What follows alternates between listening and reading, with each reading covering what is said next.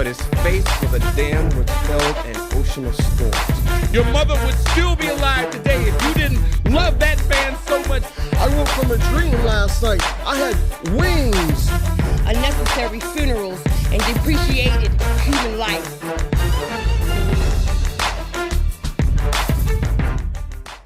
Austin, welcome back to East by Southeast, the Spoken Word Showcase. Yes, I'm excited.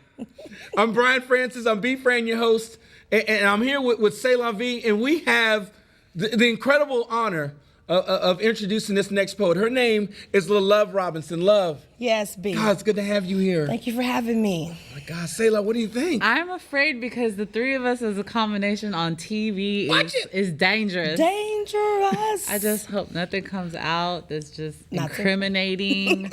Charges can be put on us. Anybody has evidence. I don't know. It's just dangerous. It is. This lady right here has done so much for poetry, not just in Austin, but with the work that she does with Make It Wet Spitfest, the work that she does with the youth programs, supporting all the venues, supporting writing. Matter of fact, why don't you tell Austin, Texas what Make It Wet is? Make It Wet Spitfest it set off in 2004. This year, I'm going into my 9th year, and this was my 24th show. Ooh, that's incredible. It's every quarter. And basically, it's a mockery of the official poetry slam. So we just judge by flags, not scores. It's hip hop infused. We have a live band, a DJ. I tried to convince the poets from other states and cities to come down and hang out with the Texas poets, because I think that Texas is like our own little Mecca. Strong. For really poets to tour and come enjoy themselves. So Make It Wet Spitfest is a collaboration. It's not just me. It's the Austin community that helps it happen. It's Ruta Maya, the other venues. It's Neo Soul Poetry Lounge. That's the spinoff where it started. It's Zell Miller, the host. It's Ugly Elephant, the band. It's DJ Off Top and other past DJs. And the audience, my family, my children. So it's not just me that does it. It takes a whole team. So that's what Spitfest is. You know, in Austin, I was just going to say that she talked about Austin being a mecca for it, and what channelAusin's doing when, you know, with the East by Southeast adds to that. I mean, this is a rare commodity to have an opportunity like this, to have poets like Love Robinson. That's her real name. That's no stage name. That's the real thing, and she is all about that. She is the love, and I think so much of her. And we found out that we knew each other. We were from the same hometown, and we found that through poetry at a venue one day. So I mean, it all comes back full circle.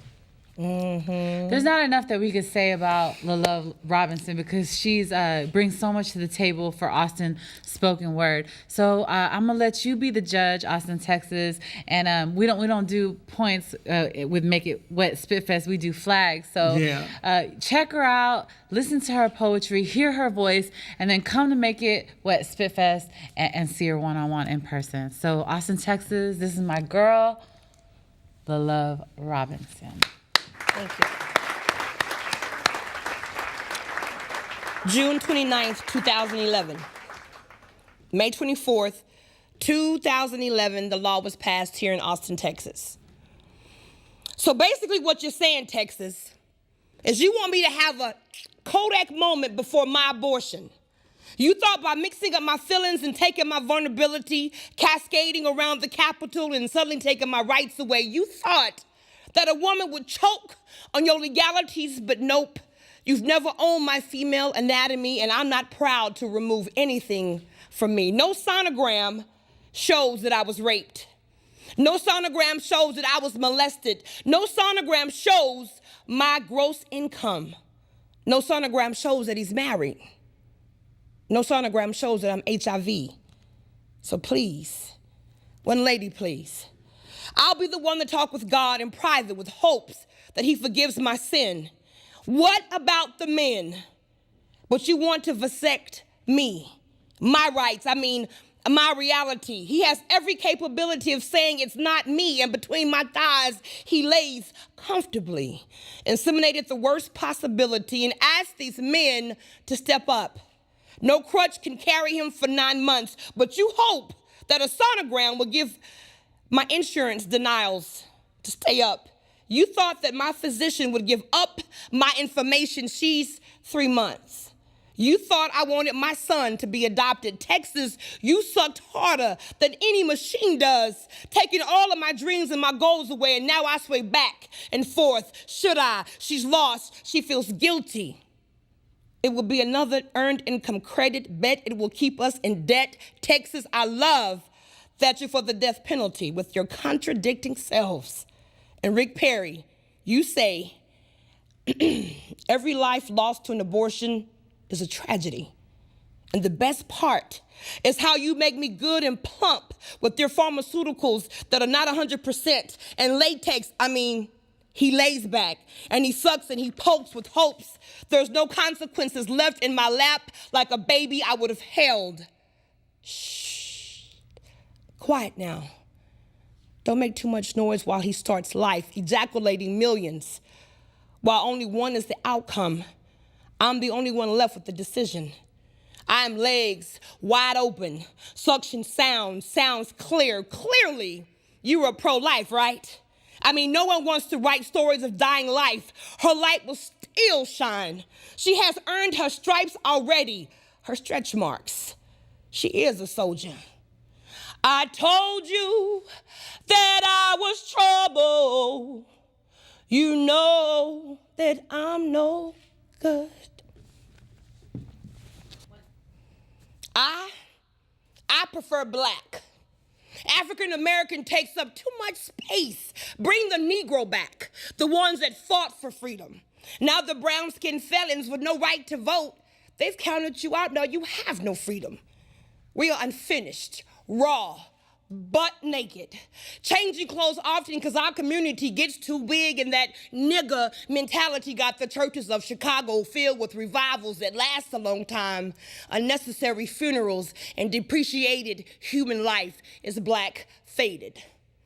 A commercial for life. Stay tuned in, not turned off. Baby, we don't rent rims. We look for backbone. Your backbone is needed. Get the twinkle out of your toes and plant yourself. We have a history of superlative roots that have sprouted, breaking ground. Don't be a rude, you better love your beautiful self. Botox cannot erase these lines. Empower or empire. We have life to do.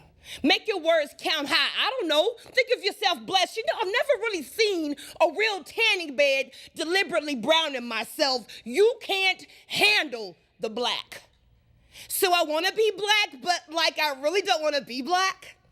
Local owned stores buy a completely different race, but they can sell you the best nappy.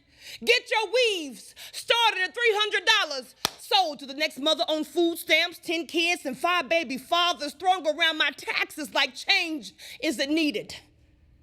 Collagen is not needed from my mother's lips to tell stories of hard work. She still remembers the white-only signs hung like a real piece of art. Words with arrows for an intended target. But cotton balls and blue crayons are all we need to see clear skies. And you see, that's how easy it is to love us. But keep your picket signs in your back pockets, because it's possible problems need paid attention. Martin Luther King, slam poet, 1962. What was it like to sacrifice your life for a perfect 10? Words so powerful, the high score was death. Words can get you killed. Rest peaceful, Slam Champ. Have you ever slammed to death? Speaking up with confidence wrapped around your neck. Quit waiting on getting by, because he really never shows up, and we give words so much power. So when they come down heavy, prepare for the outcome. Make your words weigh in pounds for power. Black goes with everything. And it's misconceived, like it makes you look small. Move your people.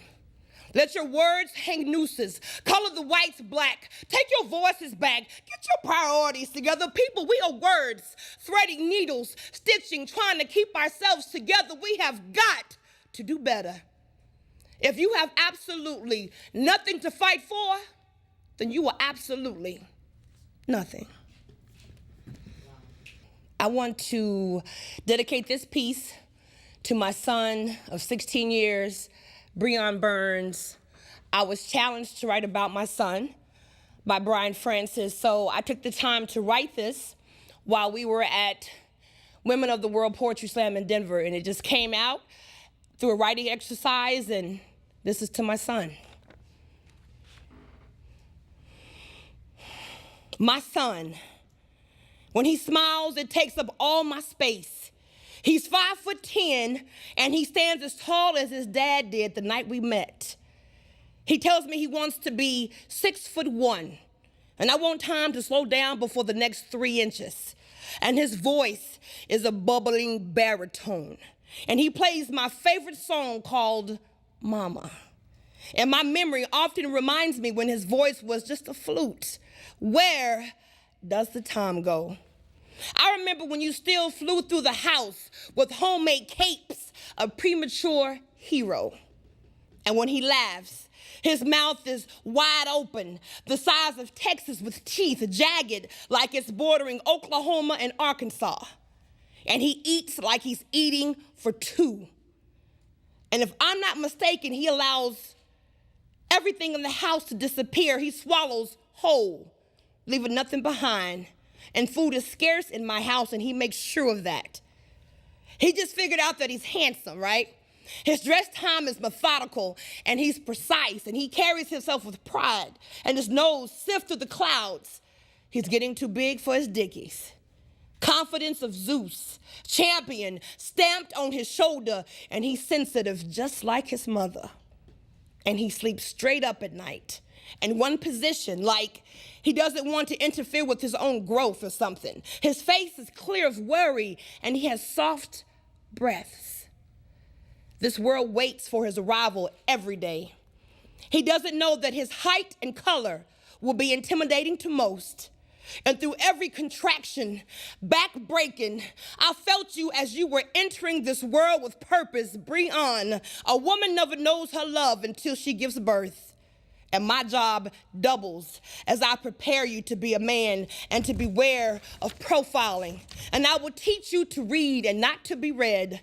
My man, you are generations of men waiting to be, just waiting to be. Woo.